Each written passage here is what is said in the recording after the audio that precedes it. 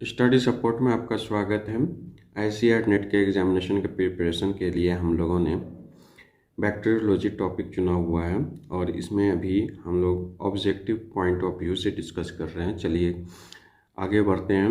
The energy source for the torque generated between M and S rings is perhaps proton motive force. ठीक है, तो कहने का मतलब ये हुआ क्या कि जो फ्लाजेला होता है, फ्लाजेला में जो रिंग्स होते हैं बेसल मतलब जो फ्लाजेला में बेसल बॉडी होते हैं उसके अंदर जो रिंग्स होते हैं, ठीक है, तो वहाँ पे जो बेसल बॉडी का जो मूवमेंट होता है तो due to proton motive force है। ठीक है, तो एम एंड एस जो रिंग होते हैं तो उसमें क्या होता है कि टॉर्क का जनरेशन होता है, जिसके वजह से जो प्रोटॉन मोटिव फोर्स का डेवलपमेंट होता है और टॉर्क जनरेट होता है और फ्लाजेला का मूवमेंट होता है।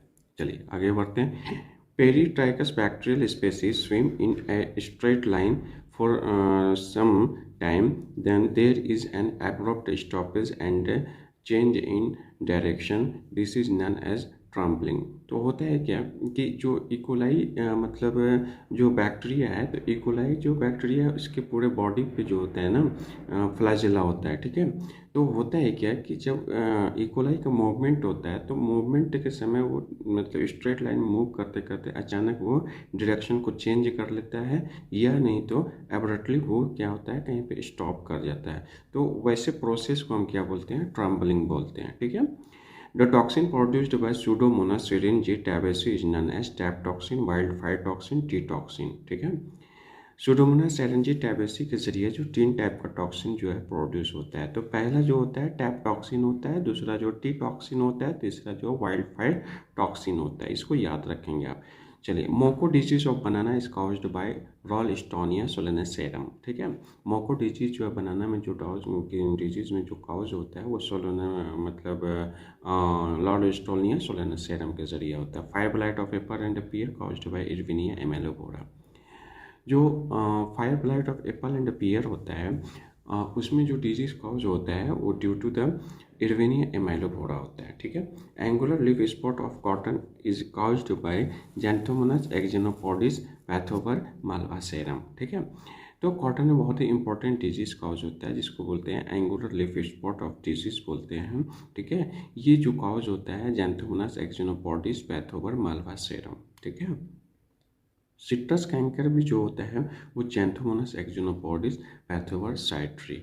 तो कुछ कुछ वन में इंपॉर्टेंट डिजीज है जो आपको याद रखना है। मोको डिजीज जो है Ralstonia solanacearum, fire blight of apple and pear, Erwinia amylovora, angular leaf spot of cotton, Xanthomonas axonopodis pathovar malvacearum, citrus canker, Xanthomonas axonopodis pathovar citri. ठीक है, halo blight of beans is caused by Pseudomonas savastanoई pathovar phaseolicola. ठीक है, savastanoई pathovar phaseolicola. Halo blight of beans तो किसके वजह से होता है, तो Pseudomonas savastanoई पैथोवर फैसियोकोलिना। ठीक है, इसे याद रखेंगे। Bacterial genus which cause maximum number of plant disease. तो सूडोमोनास जो होता है ना वो maximum number of plant disease जो है वो काउज करता है। ठीक है, M K Patel identified a new species of a plant pathogenic bacterium from India is 1948, namely Xanthomonas campestris pathovar uppalii. तो है क्या है कि एम के पटेल जो है जो साइंटिस्ट थे, एम के पटेल ने 1948 में इन्होंने क्या किया कि जैंथोमोनास कैम्पेस्ट्रिस पैथोवर उपल्ली का जो है आइडेंटिफिकेशन किया।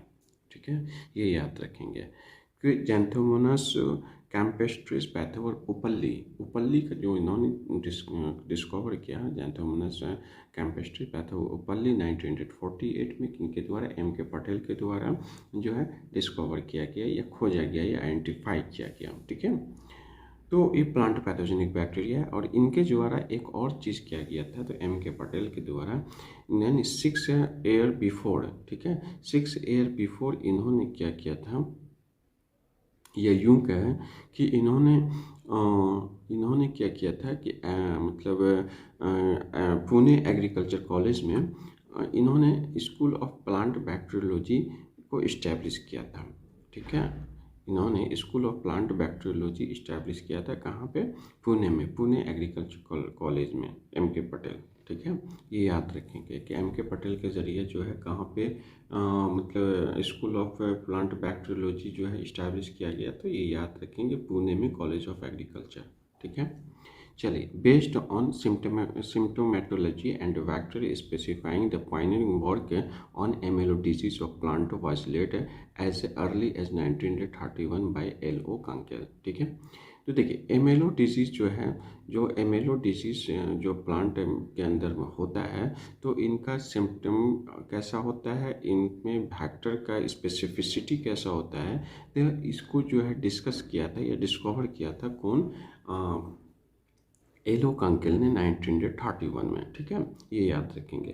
तो एलो कांकेल जो है एमएलओ डिजीज जो होता है प्लांट में, तो उनका सिम्टमोलॉजी और जो है उनके वेक्टर के बारे में स्पेसिफिसिटी उनका जानने का किन्होंने काम किया था?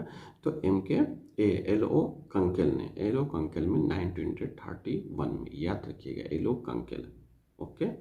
चलिए, molecular weight of nucleic acid, चलिए आगे बढ़ते हैं। Molecular weight of nucleic acid molecules is about, ठीक है, 0.5 इंटू 10⁹ डाल्टन, ठीक है। ये याद रखिएगा कि मॉलिक्यूल्स में जो न्यूक्लिक एसिड का जो है वेट्स होते हैं, मॉलिकुलर वेट होते हैं, वो 0.5 इंटू 10⁹ डाल्टन, ये याद रखिएगा। Molecular weight of nucleic acid किसका? मॉलिक्यूल्स का, वो 0.5 यानी हाफ है, ठीक है, डाल्टन, हाफ इंटू 10⁹ डाल्टन, ये याद रखेंगे, ओके। चलिए आगे बढ़ते हैं हम लोग। एक चीज़ हम लोगों ने पहले भी डिस्कस किया था कि मॉलिकुलर वेट जो है बैक्टीरिया आर फैक्टर का कितना होता है? 10⁷, जो हम लोगों ने डिस्कस किया था कि आर फैक्टर जो बैक्टीरिया होता है, बैक्टीरिया के आर फैक्टर का जो है जो मॉलिकुलर वेट होता है 10⁷ होता है। न्यूक्लिक एसिड ऑफ बैक्टीरिया कितना होता है? 1.5 इंटू 10⁹ डाल्टन होता है, ठीक है। और उसके बाद प्लाज्मिड का जो मॉलिकुलर वेट होता है 5 to 7 इंटू 10⁷ होता है। बैक्टीरियल क्रोमोसोम यानी जीनोफोर का जो मॉलिकुलर वेट होता है, यानी उसमें जो बेस पेयर जो होते हैं कितने होते हैं? 5 into 10⁶ base pair of DNA होते हैं। ये अभी डिस्कस किया था हम लोगों ने कुछ देर पहले, ठीक है। चलिए, फाइटोप्लाज्मा कितना? फाइटोप्लाज्मा का जो साइज होता है 0.5 to 1.1 इंटू 10⁹ डाल्टन होता है। चलिए आगे बढ़ते हैं हम लोग।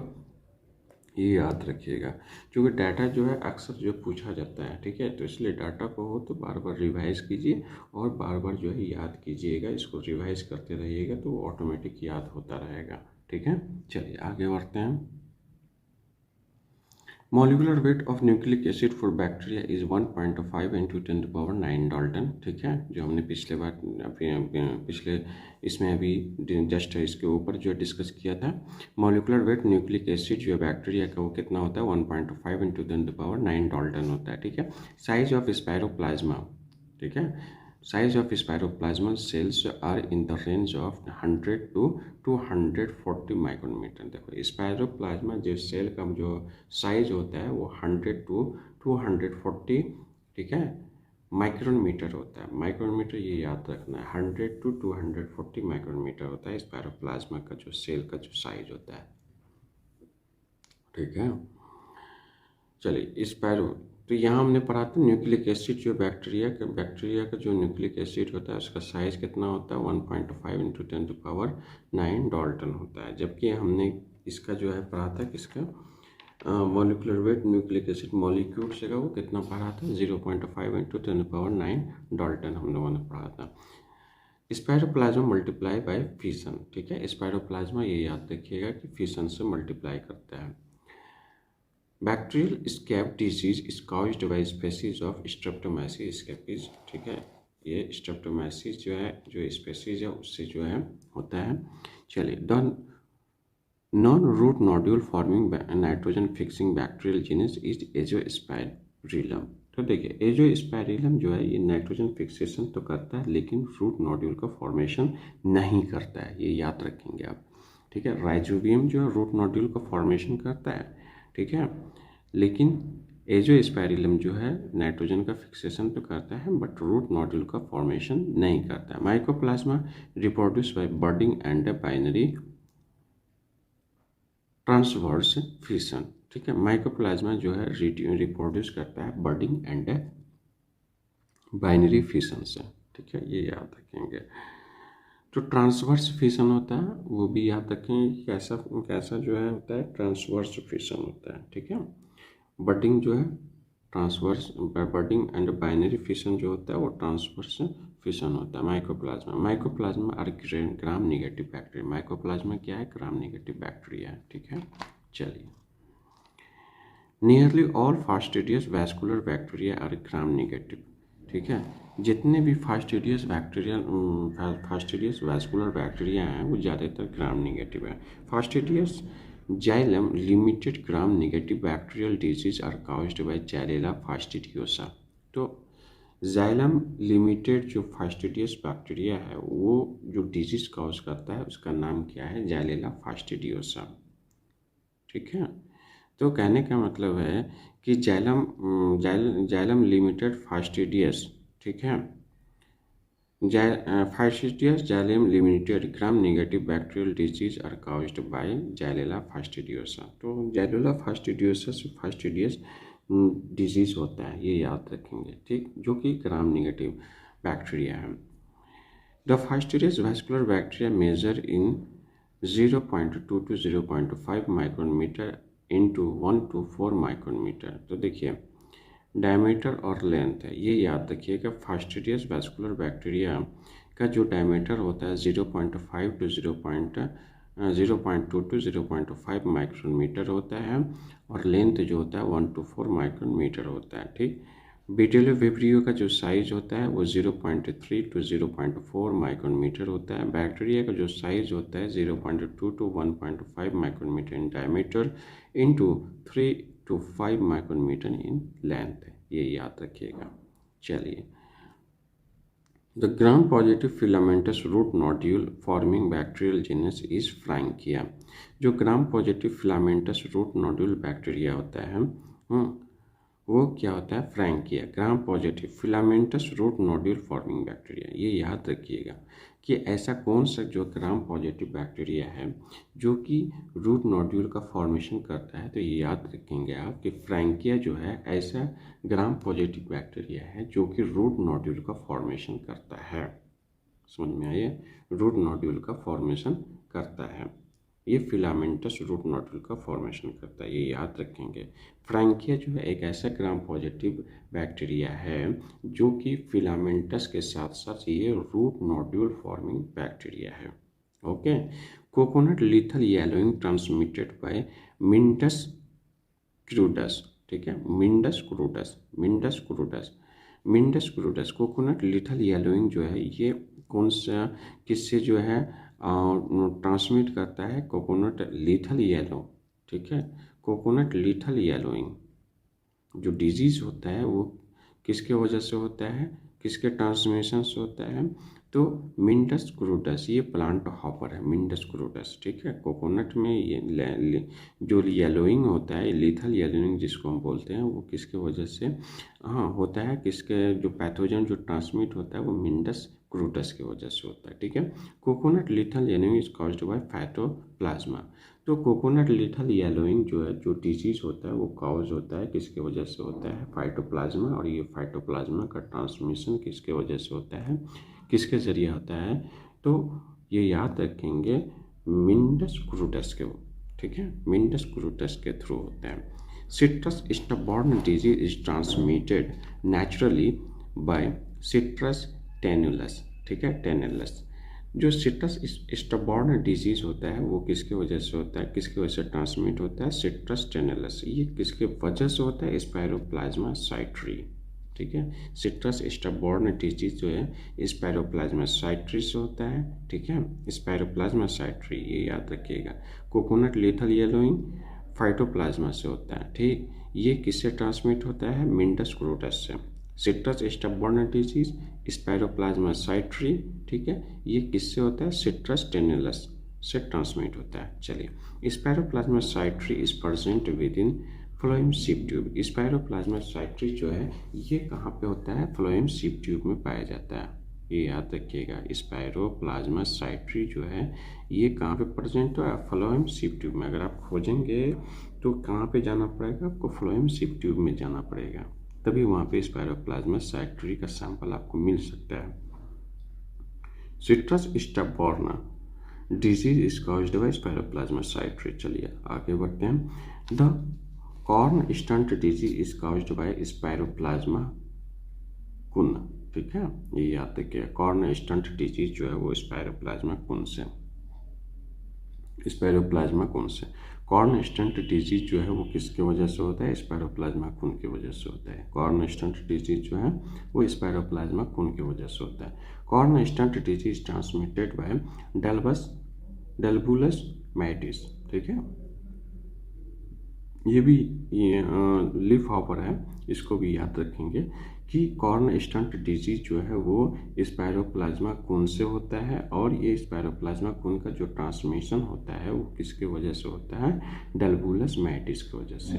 तो देखिए, स्पायरोप्लाज्मा में अभी हमने दो चीज़ पढ़ा है, स्पायरोप्लाज्मा स्पेसीज है। सिट्रस स्टब बॉर्ना जो डिजीज होता है वो स्पायरोप्लाज्मा साइट्री से होता है। ठीक है, कॉर्न स्टंट डिजीज जो होता है वो स्पायरोप्लाज्मा कुन से होता है। कॉर्न से कुन से याद रखिएगा, कॉर्न से कुन। ठीक है, स्पायरोप्ला और सिट्रस स्टब बॉर्ना स्पायरोप्लाज्मा, चूंकि सिट्रस है तो इसलिए साइट्री। अब है क्या कि यहाँ ट्रांसमिशन में डिफरेंस होता है, अलग अलग एजेंट है। ठीक है, तो स्पायरोप्लाज्मा कुन ये जो ट्रांसमिटेड होता है डेल्बुलस मैटिस से। ठीक है, और स्पायरोप्लाज्मा साइट्री जो है ये किससे मतलब ट्रांसमिट होता है? तो सर्कुलिफर टेन्युलस। ठीक है, सर्कुलिफर टेन्युलस, ये याद रखिएगा इससे। ठीक है, सर्कुलिफर टेन्युलस, सर्कुलिफर टेन्युलस, सर्कुलिफर टेन्युलस। ठीक है, चलिए आगे बढ़ते हैं। Corn stunt is transmitted in nature by leaf hopper. जो कॉर्न स्टंट होता है वो ट्रांसमिट होता है लीफ हॉपर से। ठीक है, डेल्बुलस मैटिस ये स्पायरोप्लाज्मा कॉर्न स्टंट जो होता है वो हमने अभी बताया था कि कॉर्न स्टंट स्पायरोप्लाज्मा कुन पैथोजन से होता है, और इनका जो ट्रांसमिशन होता है वो डेल्बुलस मैटिस। जो डेल्बुलस मैटिस होता है वो क्या होता है? लीफ हॉपर होता है। ठीक है, the cell division process in rosette formed caulobacter is transverse fission. ठीक है, जो रोसेट फॉर्म्ड कॉलोबैक्टर होता है उसमें ट्रांसवर्स फिशन होता है, ये याद रखिएगा। ठीक है, कॉलोबैक्टर में बेसल बॉडी में 5 रिंग्स होते हैं। ठीक है, स्टॉक्ड बैक्टीरिया होता है कॉलोबैक्टर। ठीक, तो इसमें जो है कौन सा डिवीजन होता है, कौन सा सेल डिवीजन होता है? तो ट्रांसवर्स फिशन होता है, ये याद रखिए। Bacterial genus named as bacteriologist name. तो ऐसा कौन सा बैक्टीरियल जीनस है जो कि मतलब बैक्टीरियोलॉजिस्ट के नाम पे है? तो इस्चेरेसिया। ठीक है, ये याद रखिएगा कि ऐसा पूछा गया है कि ऐसा कौन सा बैक्टीरिया है जिसका नाम जो है साइंटिस्ट के या बैक्टीरियोलॉजिस्ट के नाम पे रखा गया है, तो इस्चेरेसिया। ठीक है, चलिए आगे बढ़ते हैं। ईपीजोम और प्लाज्मिड में थोड़ा सा डिफरेंस हम लोग देख लेते हैं, बहुत ही बेसिक चीज़ है, थोड़ा हम लोग इस चीज़ को पढ़ते हैं। ईपीजोम क्या होता है? ये जेनेटिक मटेरियल होता है which can specially replicate in association with a chromosome with which it becomes integrated. ठीक है, या इंटीग्रेटेड। तो ईपीजोम क्या है? ये ऐसा जेनेटिक मटेरियल होता है जो कि स्पेशली रेप्लिकेट होता है इन एसोसिएशन विद क्रोमोसोम। ठीक है, ये क्रोमोसोम से के साथ ही रेप्लिकेट करता है। ठीक, with which it becomes integrated. ठीक है, यानी जिसके साथ ये इंटीग्रेट हुआ है, जो भी क्रोमोसोम के साथ, उसके साथ ही वो जो है रेप्लिकेट करेगा, अदरवाइज वो रेप्लिकेट नहीं करेगा। प्लाज्मिड एक ऐसा जेनेटिक मटेरियल है विच कैन रेप्लिकेट इंडिपेंडेंटली। ठीक है, यानी प्लाज्मिड जो इंडिपेंडेंटली जो है रेप्लिकेट करेगा।